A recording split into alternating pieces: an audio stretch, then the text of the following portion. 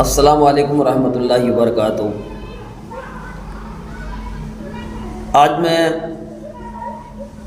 شب برات کے اوپر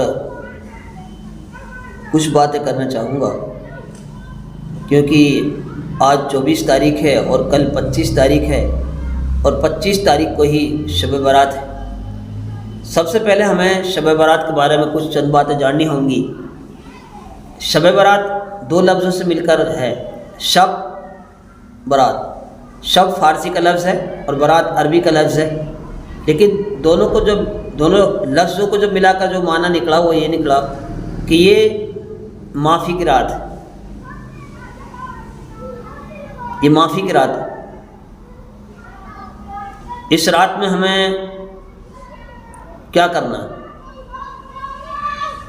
رسول اللہ صلی اللہ علیہ وسلم نے ارشاد فرمایا، اپنے گھروں میں عبادتیں کریں۔ اس رات میں اپنے گھروں میں عبادتیں کریں، قرآن کی تلاوت کریں، ذکر و اذکار کریں۔ اس رات میں پوری ایک سال کا بایو ڈاٹا تیار ہوتا ہے، یا بچے کا سبھی وہ بنتا ہے، زندگی کے بارے میں، روزی موت، ہر چیز کے لیے ایک لسٹ بنتی ہے۔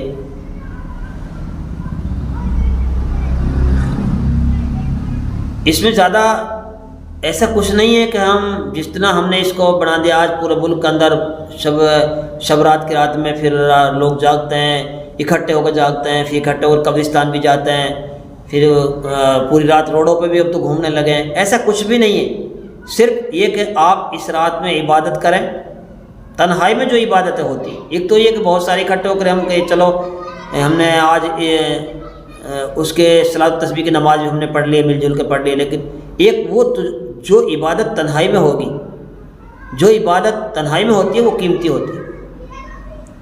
تو اپنے گھروں میں ہم عبادتیں کریں، مرد حضرات مسجد میں بھی جا سکتے ہیں، مستورات اپنے گھروں میں خالی ٹائم کر کے، لیکن ایسا بھی نہ کریں کہ 10 5 مستورات اکٹھی ہو جائیں اور پھر وہاں پر وہ اب نماز پڑھیں گے، پھر ہم یا صلاۃ تسبیح کی نماز ہم پڑھیں گے، کیونکہ وہاں جب اکٹھے ہوتے ہیں تو اس میں کب غیبتیں ہوتی ہیں، یا پھر کچھ غیبتیں یا تو کرتے ہیں یا غیبتیں، یا پھر غیبت سننے کو مل جاتی ہے۔ تو بہتر پھر ایسی یہی ہے کہ وہ تنہائی میں اکنت میں اللہ کی یاد کریں، اللہ کی یاد میں لگ جائے۔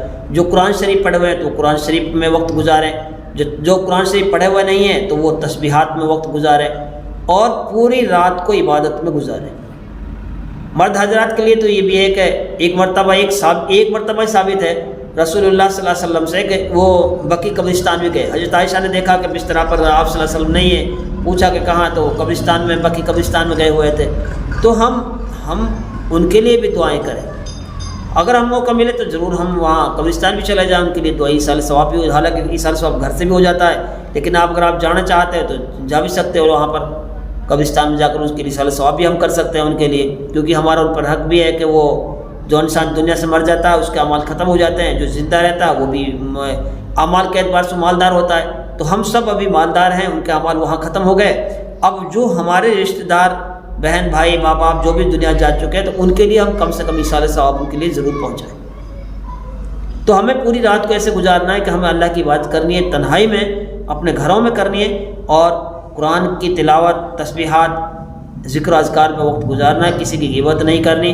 اور پھر ہمیں صبح جو 25 کی رات میں ہم جاگیں، اب جو ہمیں وقت، جو دن آ رہا ہے، یعنی آپ یہ سمجھو کہ 26ویں دن کی تاریخ، اس میں ہمیں روزہ رکھنا ہے۔ روزہ آپ 1 بھی رکھ سکتے ہیں، 2 بھی رکھ سکتے ہیں آپ روزہ، یہ نفلی روزے آپ کو رکھتے آپ، ہم تو چاہتے ہیں کہ آپ، اگر آپ کو ہمت ہے تو آپ جب تک رمضان شروع ہو تب تک آپ رکھتے ہی رہے روزے، لیکن اتنا بھی نہیں، کم سے کم جمعرات جمعہ کا روزہ رکھ لیں۔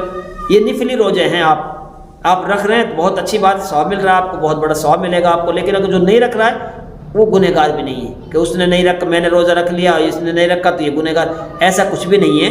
یہ نفلی روزے ہیں، اور آپ ایک روزہ رکھیں تب بھی ٹھیک ہے، آپ ایک کے ساتھ ایک اور رکھ لیں تب بھی ٹھیک ہے، لیکن ایسے غلط افواہ کہ ایک روزہ رکھ لیا تو دوسرا روزہ اس کے لیے روتا پھرے گا، یہ اس طریقے سے ہم کہتے ہیں، تو یہ ایسا کچھ بھی نہیں ہے۔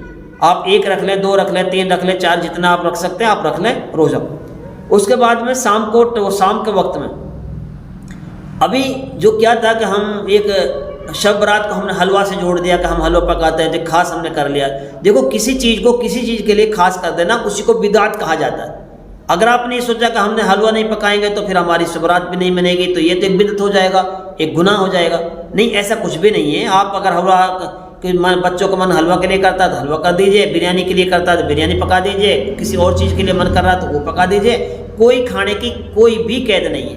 ہاں، جو بھی کھانا آپ بنا رہے ہیں اس میں ضرور کر لیں کہ آپ اپنے اڑوس پڑوسیوں کے لیے بھی، اپنے کسی غریب بچوں کے لیے ان کو ضرور یاد کر لیں۔ آپ اس طریقے سے ہمیں یہ وقت گزارنا، اس کے علاوہ اور کچھ بھی نہیں ہے اس میں۔ یہ بہت قیمتی رات ہے، لیکن قیمتی تب ہے جب ہم اس کو اللہ کی یاد میں اس رات کو ہم گزاریں گے، تنہائی میں گزاریں گے، نماز میں گزاریں گے، اللہ کے سامنے روئیں گے، گڑ گڑائیں گے، کیونکہ اس رات کے اندر جو سچے دل سے توبہ استغفار کرتا ہے، اللہ اس کے گناہوں کو، اب تک کی زندگی کے تمام گناہوں کو اللہ تعالیٰ معاف کر دیتے ہیں۔ تو ہمیں وقت تو ہم تو چاہیے بھی یہی، ہمارا مقصد جاگنے کا بھی یہی ہے کہ اللہ میرے ساری زندگی کے میرے گناہوں کو معاف کر دے۔ یہ ہم یہ چاہتے ہیں، آپ سبھی چاہتے ہیں۔ تو یہ تب آئے گی جب ہم اس رات میں نہ کسی کی غیبت کریں گے، نہ کسی کی غیبت کو سنیں گے۔ ہم صرف قرآن کی تلاوت، ذکر و اذکار، نماز پڑھنا، اور مرد حضرات موقع لگے تو قبرستان بھی چلے جائیں، ورنہ تو مسجد میں بیٹھے بیٹھے ان کو یہیں سے صحیح ثواب پہنچا دیں، اور ہم کسی کو تکلیف نہ دیں، رات کسی کو ہم پریشان نہ کریں۔ تو اس طریقے سے مطابق ہم اس رات کو گزاریں گے، اور اللہ تعالیٰ بندے سے بہت قریب ہوتے ہیں اس رات میں۔ جو آپ مانگتے ہو ضرور آپ کی دعائیں اللہ تعالیٰ ضرور قبول کرتے ہیں، اور اس کے یا تو اس کا بدلہ جو آپ کر رہے ہو جلدی مل جاتا ہے، یا اس کی آفت مصیبت وہ ٹل جاتی ہیں۔ یعنی ایک بہت بڑی ایک کمائی کی رات ہے یہ، اور یہ رات وہ ہے کہ جب یہ ہاتھ سے نکل جاتی ہے تو پھر اس میں پچھتانا ہی ہو جاتا ہے۔ اس رات میں اللہ تعالیٰ سب کی مغفرت کر دیتے ہیں، لیکن میں نے ایک یہ روایت بھی سنی تھی کہ اس میں 7 بندے ایسے ہیں جن کی مغفرت نہیں ہوتی ہے۔